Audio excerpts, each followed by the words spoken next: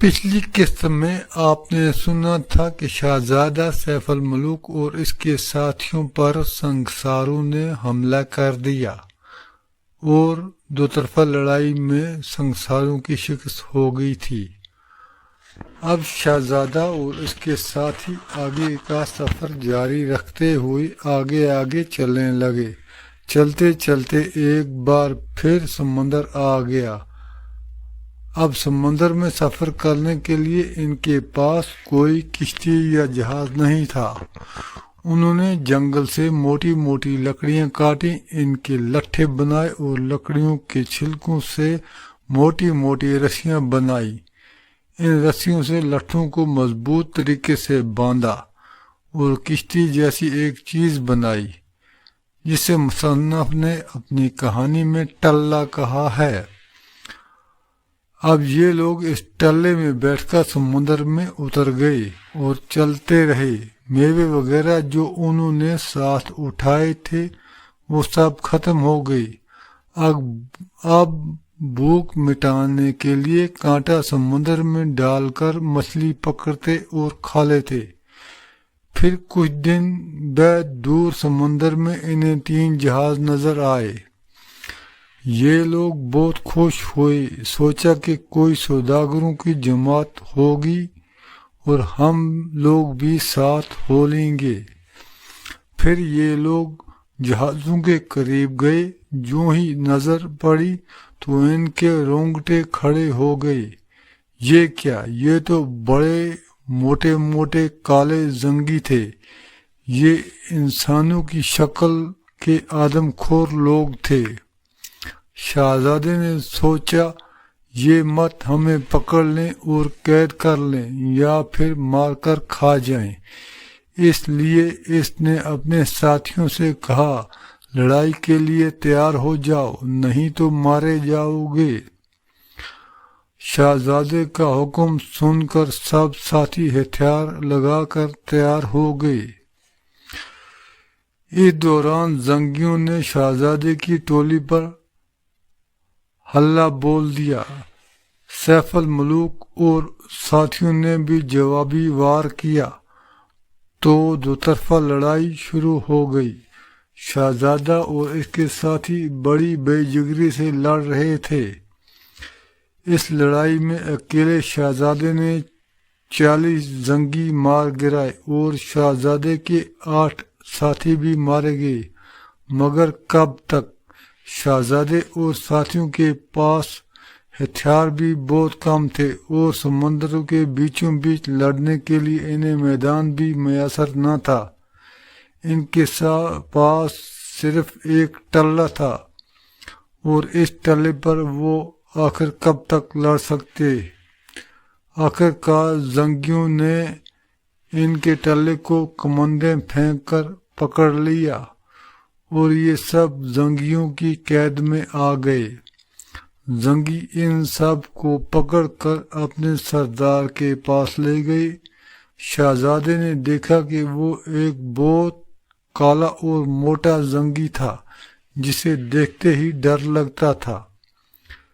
اس زنگی نے جب شہزادے کو دیکھا تو بہت خوش ہوا اور اپنے آدمیوں سے کہنے لگا، جلدی سے اس کے کباب بنا کر لاؤ، آج بڑی مدت کے بعد آدم گوشت کھانے کو ملے گا۔ شہزادے نے سوچا اب جان سے گئے، مگر جب خدا بچانے پر آئے تو دشمن کے دل میں بھی رحم ڈال دیتا ہے۔ اس طرح جب زنگیوں نے اپنے سردار کی بات سنی تو انہوں نے کہا، سردار یہ بڑے کام کا آدمی ہے اور بہادر بھی ہے۔ اس اکیلے نے ہمارے 40 آدمی مار گرائے، اس لیے اسے مارا نہ جائے بلکہ کسی کام پر لگا دیا جائے۔ تو سردار نے کہا، چلو ٹھیک ہے، اسے رکھ لو، یہ ہمارے ہتھیار اٹھانے رکھنے کے کام کرے گا۔ اسی طرح انہوں نے شہزادے کے باقی ساتھیوں کو بھی آپس میں بانٹ لیا۔ ان میں سے 10 آدمی سردار زنگی کی بیٹی کے حصے میں آئے۔ اس لڑکی نے ان سے اپنی کہانی سنانے کو کہا تو انہوں نے اپنی کہانی اور شہزادہ سیف الملوک کی خوبصورتی کے بارے میں بتایا۔ لڑکی شہزادے کی خوبصورتی کے بارے میں سن کر اس پر عاشق ہو گئی اور اسے اپنے باپ سے حاصل کرنے کے بہانے تلاش کرنے لگی۔ اس نے اپنے باپ سے کہا، یہ آدم میرے دل کو بہت اچھا لگا ہے، اس لیے یہ مجھے دے دیا جائے۔ سردار نے سوچا، یہ آدم بیٹی سے زیادہ پیارا نہیں ہے، اس لیے اس نے شہزادے کو اپنی بیٹی کے پاس بھیج دیا۔ اس لڑکی نے جب شہزادے کو دیکھا تو وہ اس کے عشق میں تڑپنے لگی تو اسے اپنے پاس بٹھا کر پیار کرنے لگی۔ شہزادے نے جو دیکھا تو وہ ایک کالی موٹی اور بدی سی زنگن تھی جس کے ناک، منہ، آنکھ اور کان ہتھنی جیسے تھے۔ شہزادے نے سوچا اب برے پھنسے۔ زنگن نے شہزادے کو منانے کے بہت سارے حربے آزمائے مگر شہزادے نے اس کی طرف کسی صورت نہیں دیکھا۔ جب زنگن نا امید ہو گئی تو اس نے غصے سے اپنے ساتھیوں سے کہا کہ انہیں لے جاؤ اور چکی پیسنے کے کام پر لگا دو۔